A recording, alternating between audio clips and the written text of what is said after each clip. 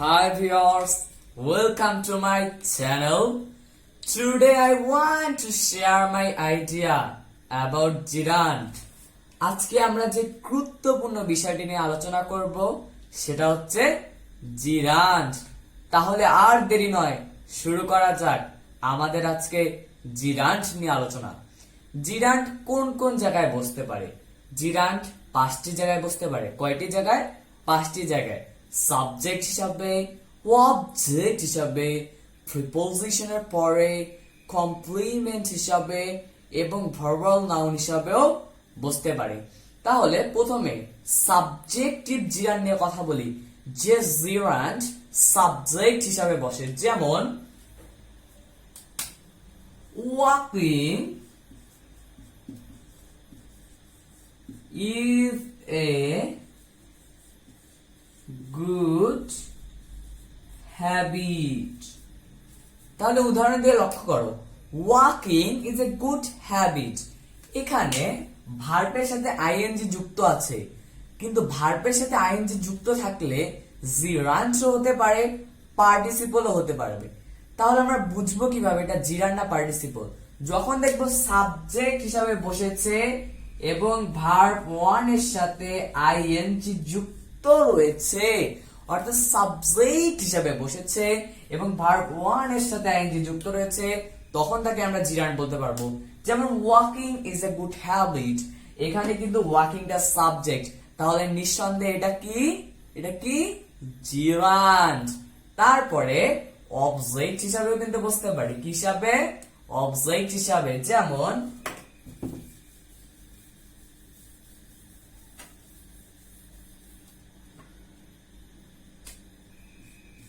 I like walking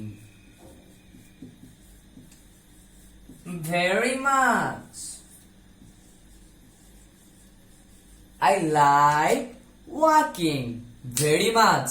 এইখানে ওয়াকিংটা কি বলতো?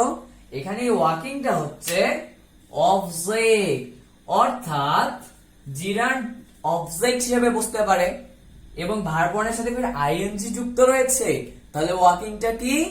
জিরান্ড। তাহলে আমরা প্রথমে দেখলাম সাবজেক্ট হিসাবে বসে, তারপরে দেখলাম অবজেক্ট হিসাবে বসে। Okay, walking is a good habit, এখানে সাবজেক্ট হিসাবে বসেছে। I like walking very much, এখানে কি? অবজেক্ট হিসাবে বসেছে। তারপরে প্রিপোজিশনের পরে যদি ভার্বের সাথে আইএনজি যুক্ত থাকে, তাকে আমরা বলতে পারবো প্রিপোজিশনাল জিরান্ড। তাহলে যদি প্রিপোজিশনের পরে ভার্ব ওয়ান অর্থাৎ ভার্বের প্রেজেন্ট ফর্মের সাথে আইএনজি যুক্ত থাকে, তখন তাকে আমরা বলতে পারবো জিরান্ড। যেমন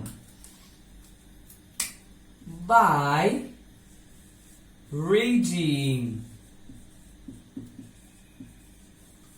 newspaper,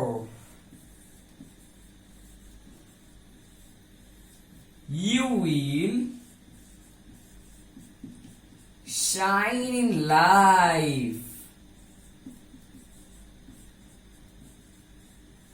তাহলে উদাহরণ দিকে লক্ষ্য করো, বাই, বাই একটা কি? বাই একটা কি?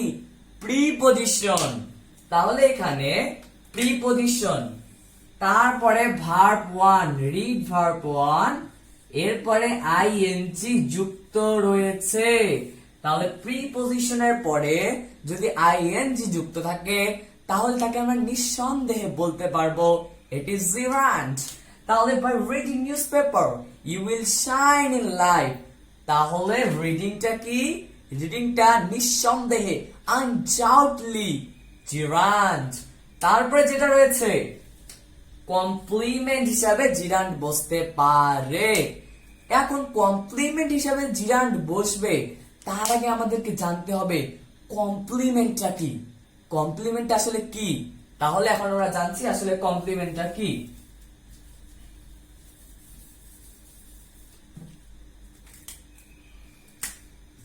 কমপ্লিমেন্ট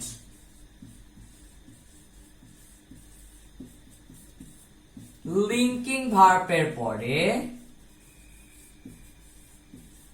যা থাকে তাই কমপ্লিমেন্ট। লিঙ্কিং ভার্বের পরে যেটা থাকবে সেটাই complement.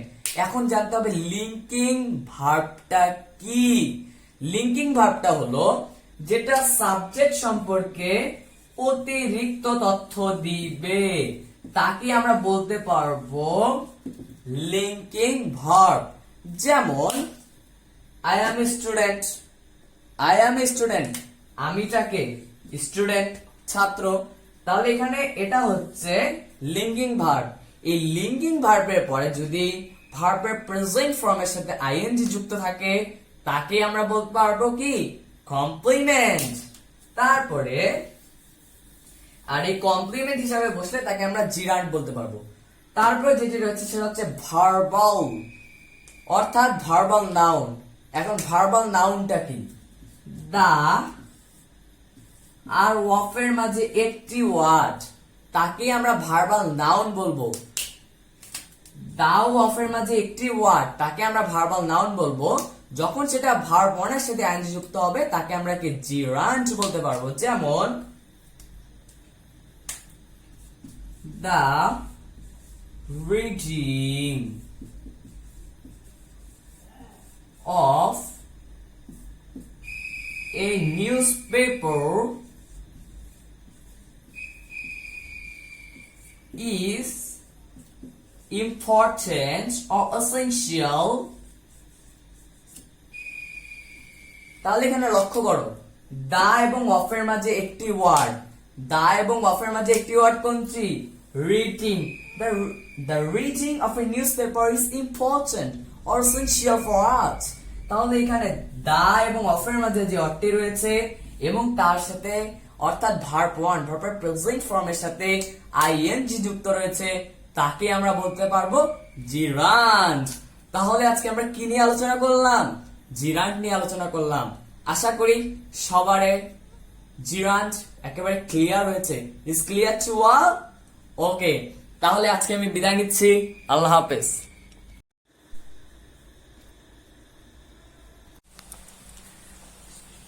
Hello, my innocent and respected viewers. Welcome to my international English channel.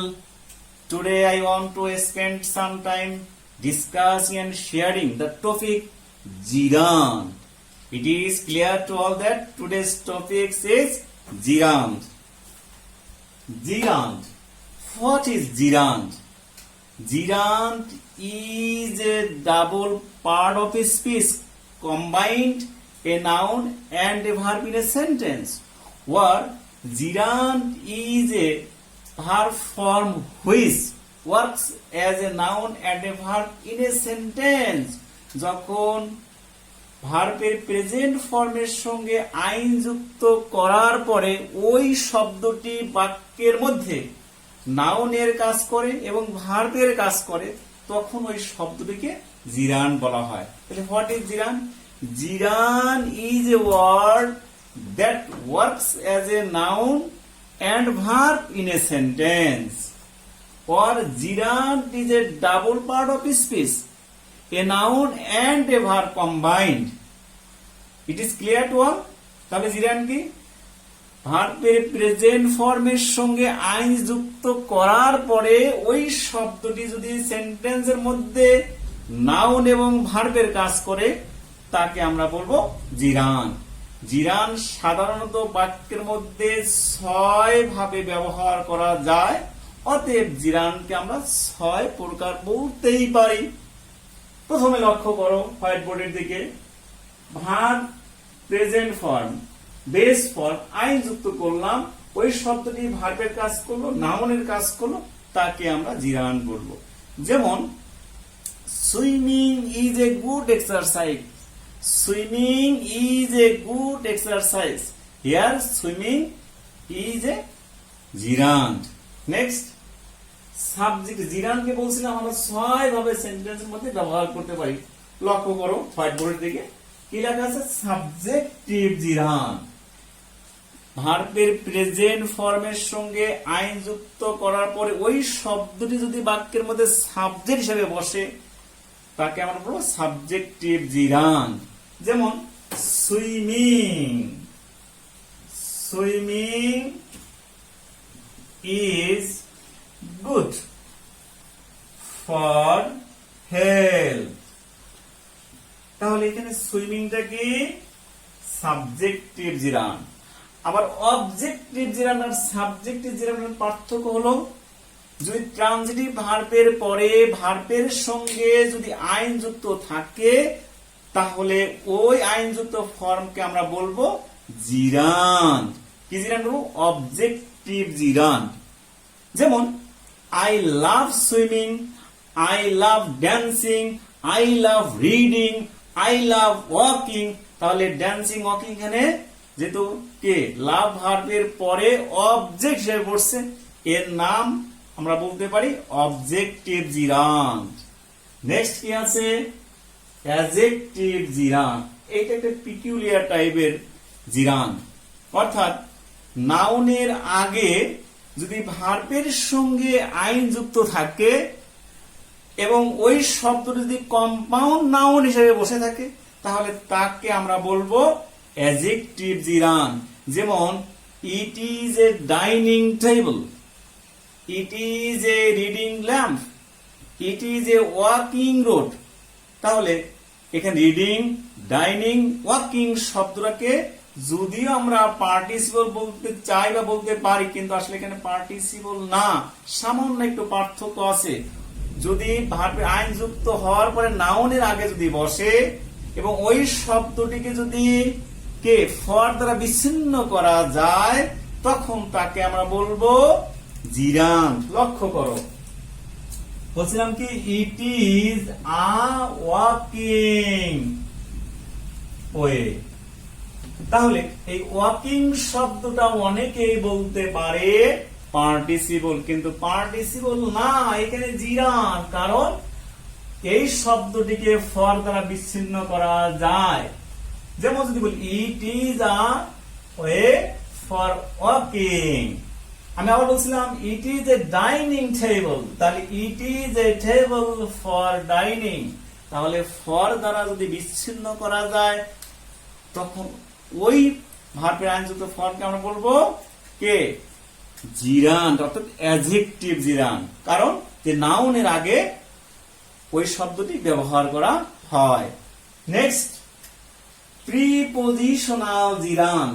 সাধারণত প্রিপজিশনের পরে যদি ভার্বের আইনযুক্ত ফর্ম থাকে তাহলে চোখ বন্ধ করে আমরা বলবো ওইটি প্রিপজিশনাল জিরান্ড। যেমন for reading, for dancing, for moving, for eating, for learning, for earning. এই শব্দটির ফরের পরে যে শব্দ ব্যবহার করছি সবই হলো প্রিপজিশনাল জিরান্ড। অথবা by reading, by walking, by dancing. তাহলে এই শব্দগুলোকে প্রিপজিশনের পরে পড়ছে, তাকে আমরা বলবো প্রিপজিশনাল জিরান্ড। নেক্সট কি আছে? কমপ্লিমেন্ট জিরান্ড। কমপ্লিমেন্ট কি? তাহলে লিঙ্কিং ভার্বের পরে যদি ভার্বের সঙ্গে যদি আইনযুক্ত কোন শব্দ আমরা দেখি তাকে আমরা বলবো কে কমপ্লিমেন্ট জিরান্ড। লক্ষ্য করো,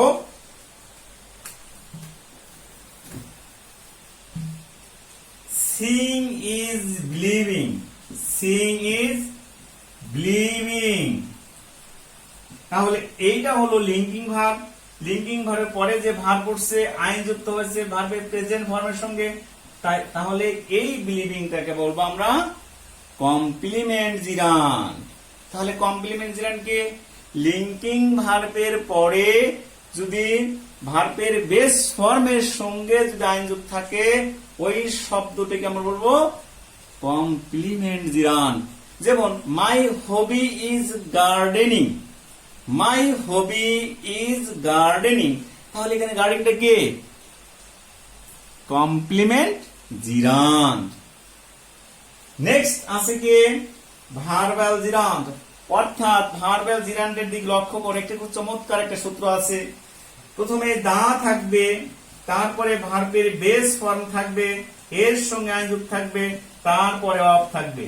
এরকম কম্পাউন্ড নাউন যদি আমরা কোন বাক্যের মধ্যে দেখি ওই শব্দটিকে আমরা বলবো ভার্বাল জিরান্ড, অর্থাৎ ভার্বের সঙ্গে আইন যুক্ত থাকতে হবে। এটাও বাক্যের সাবজেক্ট হতে পারে, অবজেক্ট হতে পারে। যেমন the reading of a novel is very interesting, the reading of a novel is very interesting. তাহলে রিডিংটাকে verbal noun. I like the reading of a novel always, তাহলে রিডিংটাকে ভার্বাল নাউন। ভার্বাল নাউন বাক্যের subject হতে পারে, object হতে পারে। প্রিয় ভিউয়ার্স, তাহলে আজকে আমরা শিখলাম জিরান্ড কি। জিরান্ড হলো ভার্বের বেস ফর্মের সঙ্গে যখন আইন যুক্ত থাকে এবং তাহা যদি বাক্যের মধ্যে নাউন ফোর্স এবং ভার্ব ফোর্স হিসেবে কাজ করে, তাকে আমরা বলবো কি জিরান্ড। তাহলে জিরান্ড বাক্যের মধ্যে 6 অবস্থায় থাকতে পারে, হয় সাবজেক্ট থাকতে পারে, হয় অবজেক্ট থাকতে পারে, অথবা অ্যাডজেক্টিভ হিসাবে থাকতে পারে, অথবা প্রিপজিশন থাকতে পারে, কমপ্লিমেন্ট হিসেবে থাকতে পারে, ভার্বাল নাউন হিসেবে থাকতে পারে। এগুলো যদি আমরা প্রতিদিন প্র্যাকটিস করি, if you practice daily, regularly, inshallah, English will be easy to you. You feel proud of English, and English will be soft, and you will be expert in English, and you can enjoy life. Goodbye. এ পর্যন্ত, আল্লাহ হাফেজ।